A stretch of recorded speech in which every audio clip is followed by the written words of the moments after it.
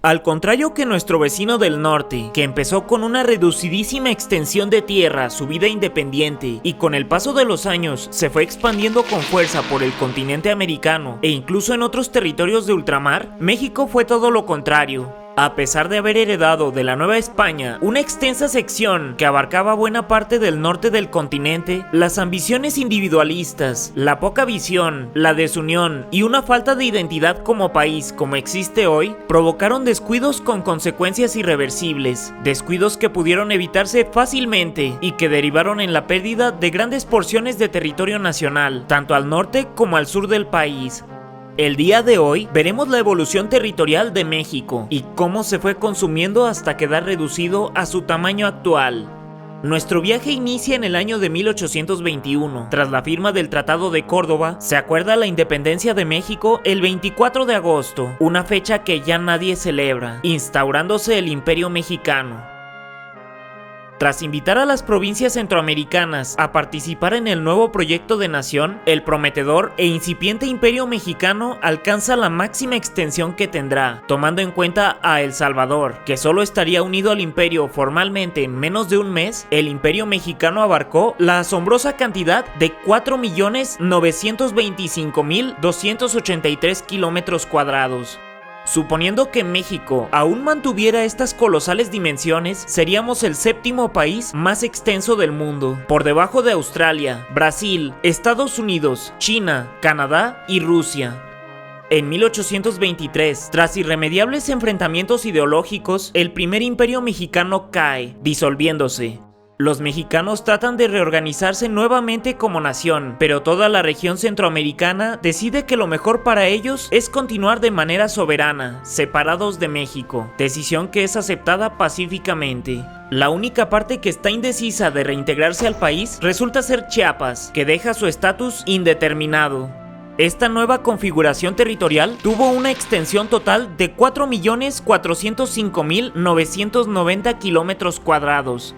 En septiembre de 1824, Chiapas, aún indecisa de si unirse a México, a Centroamérica o continuar su vida de manera independiente, realiza una votación entre la población para determinar su futuro, ganando la anexión a México. El estado es aceptado como parte de la República Mexicana, sin la región costera conocida como Soconusco, con lo que el país alcanza la cantidad de 4.470.266 kilómetros cuadrados. Aunque por fuera México se extiende nuevamente, de manera interna se está desmoronando. Por varias regiones del país se vuelven comunes los levantamientos armados a la mínima razón, y en la capital las cosas están aún peor, siendo una tarea imposible conciliar a las partes que se disputan el poder. Por el norte, en el territorio de Texas, los colonos estadounidenses ya planean su independencia, que inicia en 1835, y por el sur, Gran Bretaña reclama una parte del sur de Yucatán, donde tiene algunos asentamientos para la explotación del palo de tinte. Los tejanos tienen éxito en su movimiento independentista y México se ve reducido a 4.190.266 kilómetros cuadrados. Pero hay un detalle importante: los colonos en Texas no están satisfechos con el territorio que históricamente los delimitaba, sino que reclaman una extensísima región mucho más amplia. En total, pasando de sus respectivos 280.000 kilómetros cuadrados originales a más de 1 millón, a costa de los vecinos Tamaulipas, Coahuila, Chihuahua, Nuevo México e incluso una parte de California. En 1842, el departamento del Soconusco se une a México y es integrado al estado de Chiapas, contrario a los deseos originales del Soconusco, que quería ser un estado independiente más. Con la adhesión de esta región litoral, México llega a abarcar 4.199.201 kilómetros cuadrados. Con la anexión de Texas a la Unión Americana en 1845, el diferendo territorial de México con Texas pasa a ser directamente con los Estados Unidos, quienes, absortos en su destino manifiesto, buscan llegar al Océano Pacífico a toda costa. Aprovechando la disputa territorial, en 1846 se provoca un incidente internacional que inicia la intervención estadounidense, al término de la cual México se vería obligado a ceder más de la mitad del país, con lo que su extensión queda reducida a 2.041.145 kilómetros cuadrados. Aunque esta secesión fue brutal, no sería la última con tal de cumplir el destino manifiesto. En 1850 se iniciaron conversaciones territoriales nuevamente. Los estadounidenses buscaban construir un ferrocarril para unir California con el resto de los Estados Unidos, y la mejor ruta implicaba pasar por el norte de México, particularmente entre Chihuahua y Sonora, por lo que, tras varias negociaciones, se decide vender la mesilla, y nuestro país se ve reducido una vez más en 76.845 kilómetros cuadrados, quedando con una extensión total de 1.974.375 kilómetros cuadrados. Aunque por el norte ya no habría más cambios en el trazo fronterizo, en el sur de México todavía estaba indeterminada la frontera en Yucatán, pues Gran Bretaña seguía reclamando la zona como su propiedad. Las negociaciones no se llevarán a cabo sino hasta el siglo siguiente, cuando Porfirio Díaz, afanado en ponerle un punto final a la desastrosa guerra de castas, crea el territorio de Quintana Roo, cediendo a las exigencias británicas aproximadamente 10.000 kilómetros cuadrados de territorio mexicano en 1902, con lo que conformamos definitivamente nuestra extensión total de 1.964.375 kilómetros cuadrados, que se mantiene hasta ahora.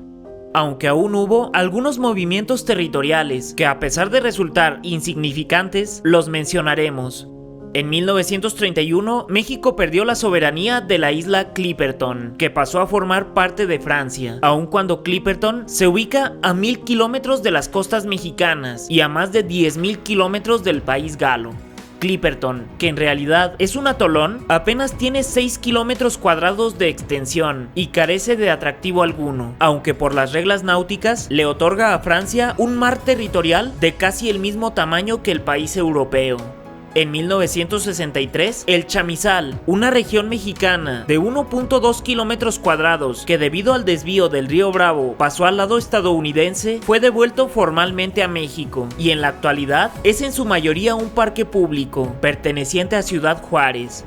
Otro ejemplo similar al anterior fue lo ocurrido en el norte de Tamaulipas, donde una empresa estadounidense, tras accidentalmente desviar el río Bravo, traspasó una porción de 1.67 kilómetros cuadrados de territorio estadounidense al lado mexicano. Curiosamente, en su momento nadie se dio cuenta del suceso, y México asumió el control del territorio sin siquiera percatarse. Y la entrega formal del territorio a nuestro país se realizaría simbólicamente hasta 1977. A pesar de todo, el territorio que México aún mantiene es grandísimo. Ocupamos actualmente el lugar número 13 de países más extensos y somos un país megadiverso que posee casi todos los tipos de paisajes que existen. ¿Qué piensas al respecto?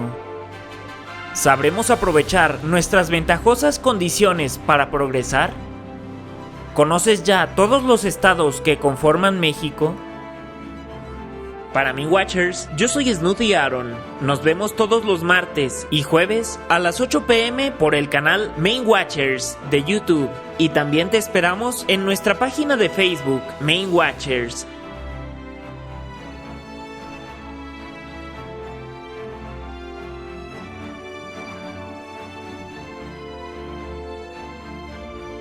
Hasta la próxima.